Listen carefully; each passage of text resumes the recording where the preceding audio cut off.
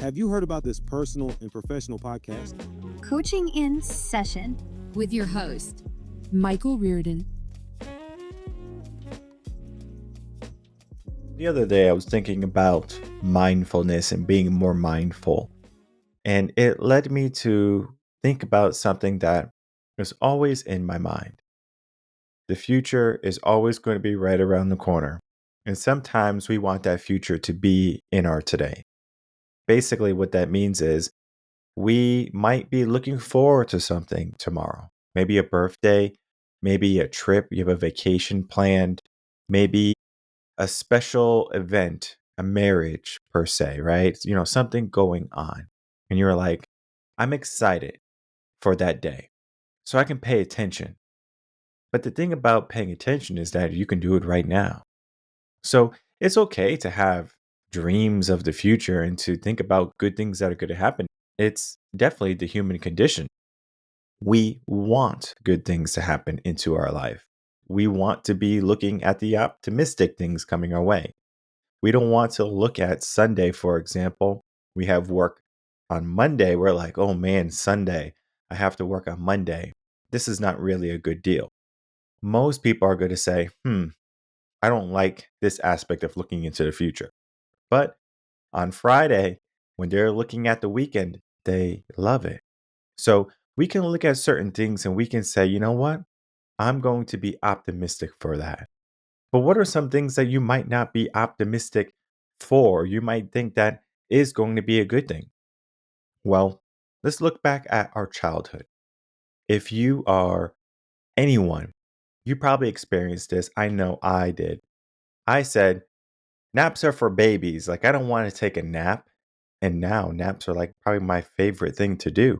I know people go to the club, people go out and they go dancing, people go on vacations, and heck, I just want to take a nap. When I go on vacation with my family, that's that's prime real estate for naps.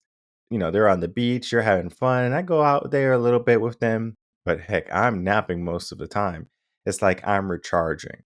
Yeah, at one point I said naps are for babies. I'm not going to take any naps when I'm a grown up, and sure enough, I'm a grown up and I love taking naps. Think about when you were in school and all of a sudden you're like, oh, I can't wait till school is done. Now you're an adult and you have all of these real world problems. You got to pay the bills. You got to keep the pantry full, the fridge full. I mean, you might say at some point, it would be simpler just to be a kid again, to ride my bike around the neighborhood, to watch TV, to play video games, to do all the things I did when I was a kid. Maybe the good and the bad. But the reality is, we are going to grow up. We are going to separate from a pattern of thinking, and one day it's not going to be that pattern of thinking anymore. One of the things that we have to be paying attention to, especially for parents, if you have a little child, a little one with you. I understand the first couple months are, my goodness, like it will test you. Lack of sleep, you have, bickering maybe. There's so much going on. The stress is high, the anxiety is high, the sleep deprivation is paramount, and you're just trying to figure out, how am I going to make it the next day? Well, those days are definitely the days when you probably pay the most attention. I think back when, my kid, or my first one, was around the 3 month mark and he was started to get colic. And I'm like, this is so annoying. I can't wait until colic is over. And then even before that, before he can hold his head up, like you have to hold their neck so they're not like slopping over and things like that. I was like, I can't wait until he can hold his head up. And then he was crawling around or not moving at all. I can't wait till he starts crawling, and I can't wait till he starts walking, and I can't wait till he starts running. And I have to slow down because I understand I'm getting back to that same mindset I had, or a person will have, as if Sunday they're waiting for tomorrow for something better. Friday they're waiting for Saturday for the weekend. Maybe school, they're saying, I want to leave school so I don't have to read any more books or do any more studying. or do any more tests. And I understand that school can be a cause of stress and anxiety. And is it necessary? Well, learning is great. You don't have to necessarily go to school to get the learning. It's always good to challenge yourself. But in the sense of we're just trying to move on as quickly to the next thing. And before you know, you're going to be moving on to the grave. So now I have to slow down. I have to say, you know what? I don't mind holding my baby's head. I don't mind dealing with them when they have an upset belly or when they're sick. I don't mind that I have to carry them everywhere. I don't mind that I have to feed them and make sure that they're warm and to do all these things because I'm sure my mom doesn't worry about if I'm fed or if I'm warm anymore. I'm sure she still has that inkling, that mother instinct in nature within her, but she's not calling me saying, "Hey, Mike, did you eat? Hey, like, are you doing well? Like, are you sleeping good?" It's a check in, saying, "Hey, something's wrong with your dog. Something's going on." That's the reality, right? Eventually, we stop worrying about the ones that we once took care of. And then the ones that took care of us, we should in turn reciprocate that and take care of them. But yet, it's going to get in the way with our life. So, you know what we'll say? You know what? I don't want to deal with this. I'm going to put you in a nice nursing home the same way I put my kids in a school so the kids can go get an education because I can't be burdened by educating my children. I'm going to put my parents in a nursing home because I can't be burdened by my parents slowing me down. Because if you think about it, there is no difference in walking slower with a child and walking slower with an adult. And an adult, I mean like an elderly person. So that means at some point, you're going to go very slow, you're going to speed up, you're going to go fast, and you're going to slow down again. And you have to ask yourself, when you slow down, when you have to keep pace with that child, take smaller micro steps, steps that you would probably never ever take by yourself. And you have to appreciate those. The same thing is true with your parents, your elderly, your grandparents, etc. Those people, they're going to be taking the slow steps too. Patience is there, right? Appreciation is there. And you know what's going to also be there if you don't do it? Regret. If you're absent when that child is growing up, if you're passing off the responsibilities of raising that child, delegating it to someone else, a babysitter, a grandparent, yes, of course, they will definitely care and love that child, hopefully. But the reality is, can someone love your child more than you? And I'm talking about as a parent. I was just talking to my wife about this. I was like, I don't know if anyone could. I think grandparents get very close to loving that child as much as the mom or the dad would.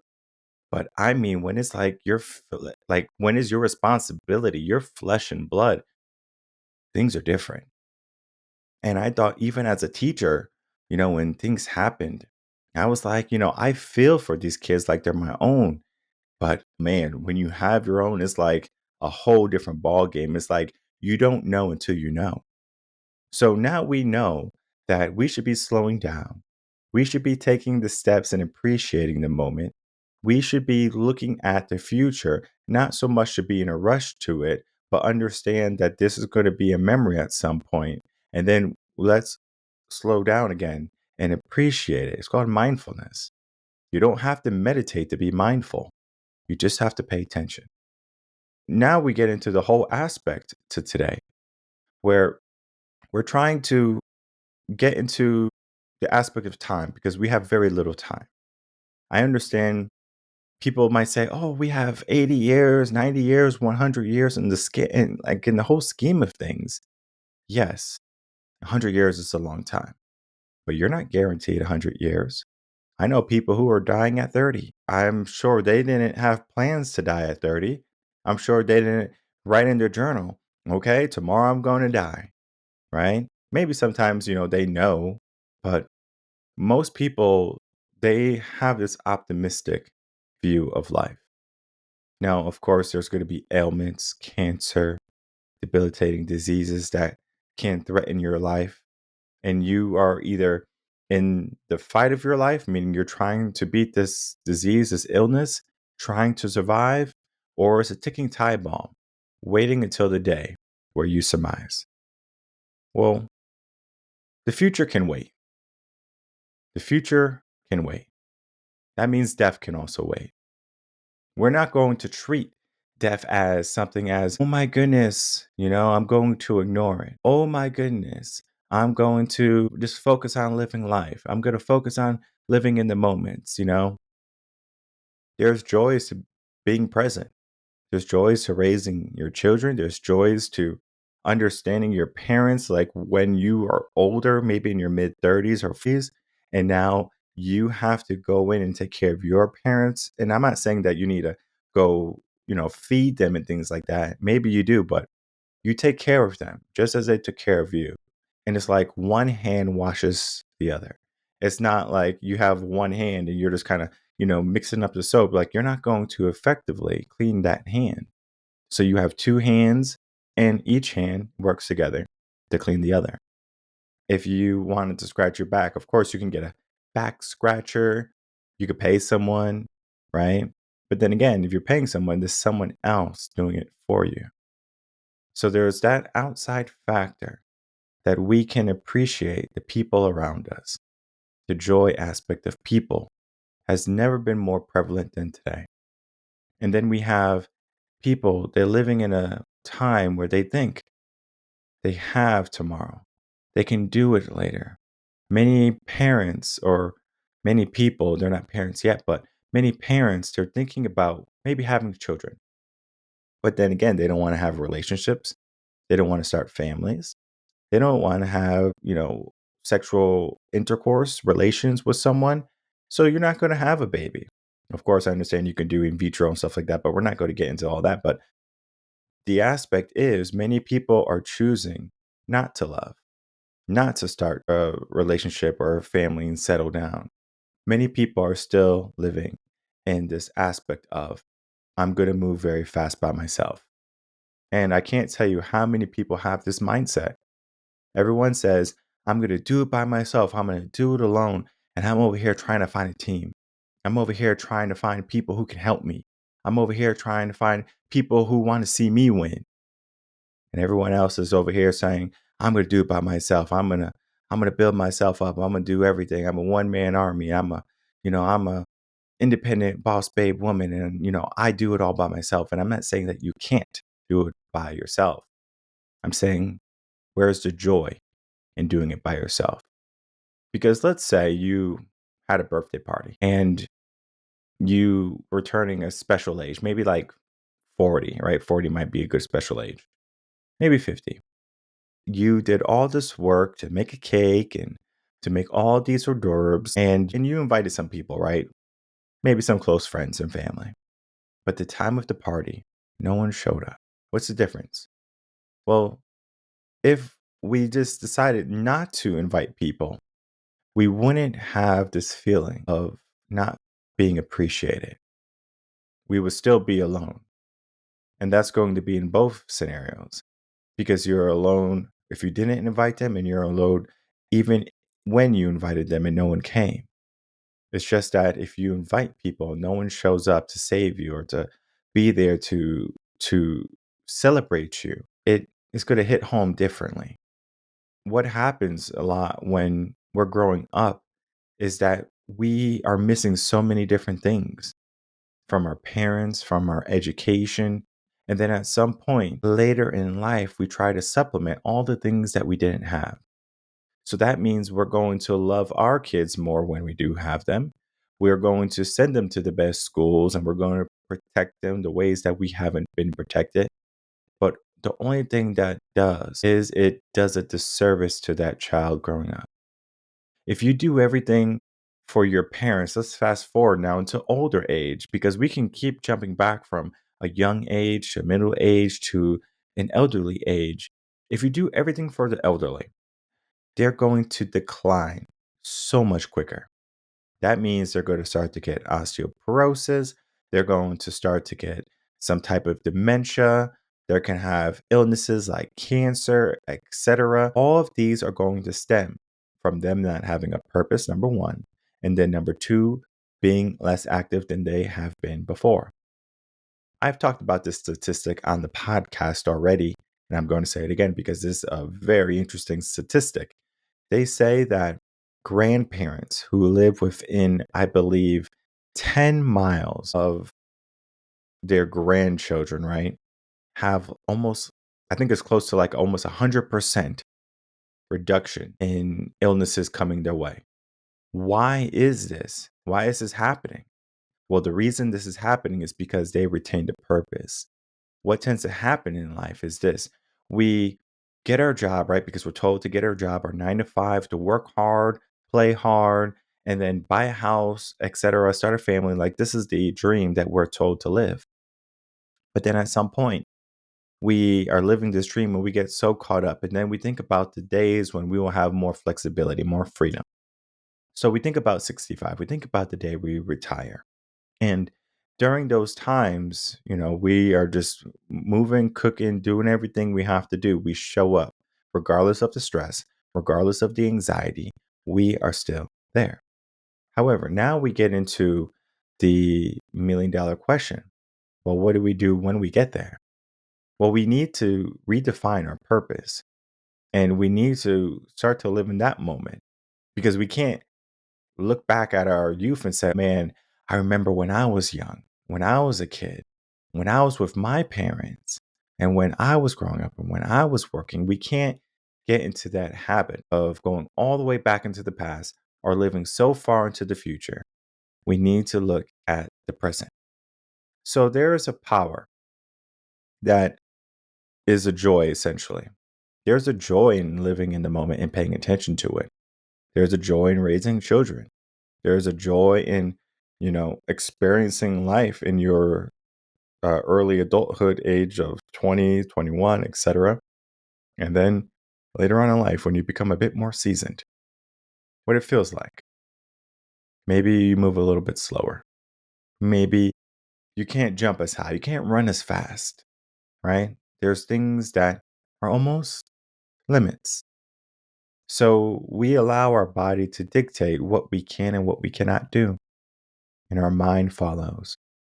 And so at that point, at that inception, we lose our youth.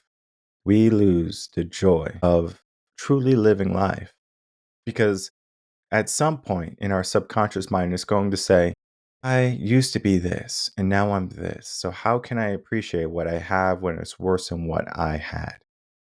And this is something that can be all aspects of life, your lifestyle. You might be living in a big house right now. Well, guess what? Maybe something happens, you become financially insecure, and then something happens, and now you're on the street. Yeah, you can think about that big house, and also you're also going to be having a hard time thinking about how you're going to crawl back from rock bottom because you have gone so far. And if you keep pushing someone, if you keep pushing someone back, eventually they're going to quit. They're going to stop. They're going to break. Now, with different mindsets and different people, it's going to be different levels of that.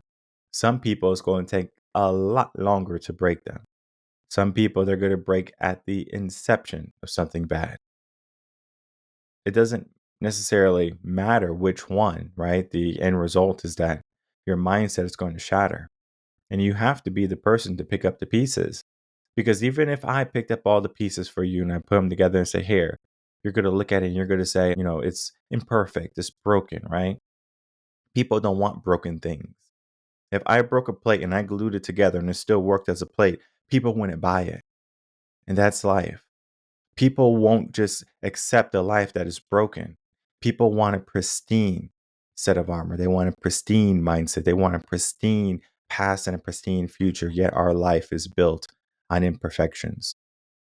If we just take a step back and we appreciate the moment, if you're a parent, appreciate your children growing up, appreciate homeschooling them, appreciate them breaking stuff, appreciate the dirty house.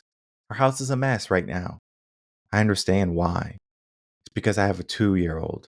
I have a newborn. And I understand that things are not going to be perfect. I understand my day is not going to necessarily be so linear as it used to be when I was single. I was offered a job to go travel the world, and I can't. Do I regret it? No. I would rather be here to raise my children because I understand something that I will only be able to raise them once. I'll always be able to love them when they're adults and to take care of them. But one of the things I ask parents who have already been there, done it, they're past retirement age, I say, tell me the secret. Tell me the secret about being a parent. And almost, I would say 80% or more, they say to be there, be present, to sit down, to listen to them, to not just be so absent, to be so busy where you can't stop and pay attention. So the joys of raising children can lead to a more joyous life. And then it can also lead to the appreciation that since you're taking care of them, you can be reminded that your parents took care of you, and then you can reciprocate that for your parents later on. And it's something that I think about quite often. And there's not enough people who think about that because people think that once I fly away, once I leave the nest, it's game over. I'm on my own, fights by myself. And in a sense, I understand that the fight is going to be yours, right? If you want change to happen into your life, you have to be that person that derives that change.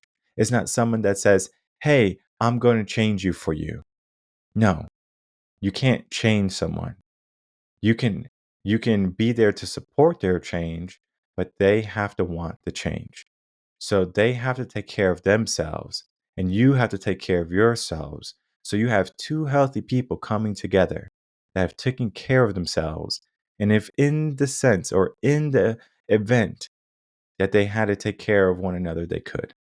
And they're not going to sacrifice anything from themselves because they are coming from a sense of being complete, from being whole, from being full. And many people are living in a half empty mindset, are living in a half empty sense of meaning and joy of life. People have a misconception of what joy is, or what happiness is, or what love is. And all of those things are right in the moment, the good and the bad, the ugly and the pretty. We have to get over this aspect that tomorrow is promised, that we will pay attention when it's convenient. Well, sometimes times are not going to be convenient. There's many times in my life when things have not been convenient. It's an uphill battle sometimes. It's a losing battle sometimes, but you do not give up. So that's my message. Do not give up. To pay attention to the little things around you. Maybe you don't have any children for yourself, so you have maybe nieces. Maybe you just see kids being kids on the street. You don't have to be a Karen or Ken and yell at them and say, "Oh, why are you doing this?" etc. Allow them to live, just as you were allowed to live. We have become so self-centered that we cannot even see what life truly means anymore. It means community. It means togetherness. It means understanding that this life will one day be over. Yet many people they live on the opposite spectrum. So, like I said, there's a joy to being in the moment. There's a joy to being present, to watching your kids grow, to watching your parents grow older, even though it could be heartbreaking. We appreciate what life brings us. And if you can't appreciate what life brings us or what will bring you, you're going to have a hard time later in life appreciating what your life is. And you're going to find that regret and the lack of fulfillment is going to be a burden.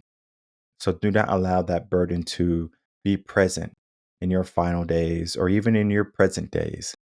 Think about what needs to happen today. And of course, if you need help with this focus, with this alignment, to pay attention to the little things that might seem like inconveniences today, I encourage you to reach out to us, revenconcepts.com, get yourself a consultation, and then begin to work on the areas where you feel as if you need some alignment in. And remember that alignment is not saying that you're broken or that you're imperfect.